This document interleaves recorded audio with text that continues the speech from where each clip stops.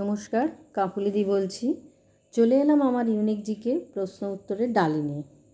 যদিও এই সপ্তাহটা জুড়ে গড়ে ওঠা নানা দুঃখজনক ঘটনায় আমরা সবাই কম বেশি ভারাক্রান্ত।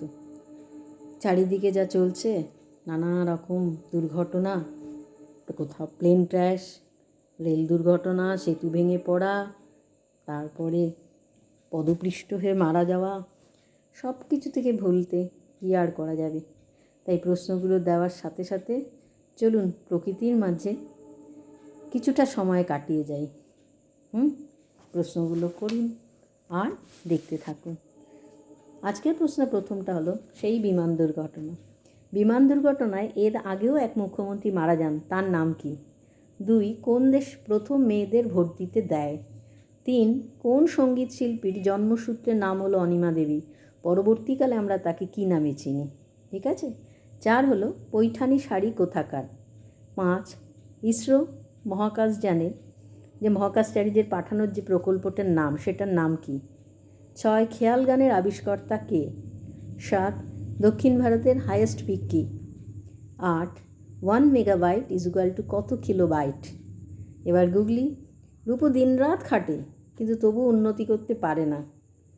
ঠিক আছে, এটা কি করে হবে? যদি তার মানে রূপু দিনরাত খাটে কিন্তু তবু কোনো উন্নতি করতে পারে না।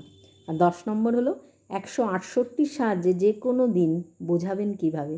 এই হলো আজকের প্রশ্ন। আর তার সাথে দেখুন, এগুলো পাহাড়ি অঞ্চলের বাড়িঘর, এগুলো দেখলেও চোখেও ভালো লাগে, মনটাও একটু অন্যদিকে চলে যায়, তাই না? যাক, এবার দেওয়ার পালা আমার আগের দিনের প্রশ্নের উত্তর। আগের দিনের প্রশ্ন কী ছিল? আগের দিনের প্রশ্ন ছিল দিল্লির আগের নাম কী ছিল? ইন্দ্রপ্রস্থ।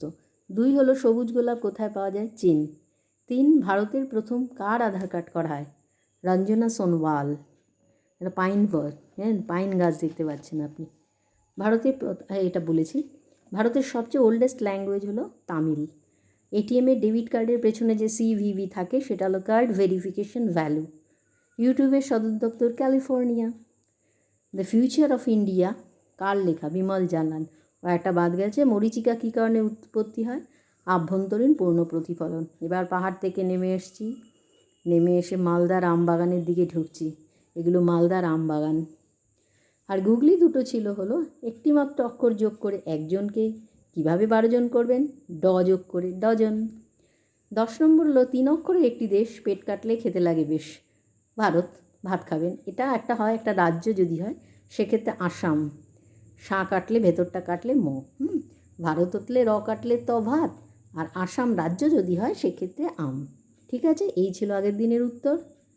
তাহলে এবার দেখুন গঙ্গা, ফরাক্কা পার হয়ে গঙ্গা। এবার আস্তে আস্তে বাড়ির দিকে চলে আসছি। বাড়িতে ঢুকে গেলাম। যদি আপনাদের ভালো লাগে তাহলে এই প্রশ্নগুলোর উত্তর করার চেষ্টা করুন, চটপট উত্তর করবেন। আর আশা করি ওই প্রাকৃতিক জায়গাগুলো দেখেও মনটা একটু ভালো লাগবে, তাই না? এভাবেই কিছুটা সময় কাটিয়ে দিন আর প্রশ্নগুলোর উত্তর করুন। আজকে তবে এখানেই শেষ করি। এরকমই আকর্ষণীয় জিকে নিয়ে আবার আগামী দিন চলে আসব। যে কথা পরে বলি, ভালো লাগলে অবশ্যই সাবস্ক্রাইব করবেন, লাইক করবেন, শেয়ার করবেন এবং মতামত জানাবেন। ভালো মন্দ যে কোনো কিছু মতামত আপনারা জানাতেই পারেন এবং কী করলে এটা ভালো হয় সেটাও জানাবেন। তবে আজকে tata. Please subscribe this channel.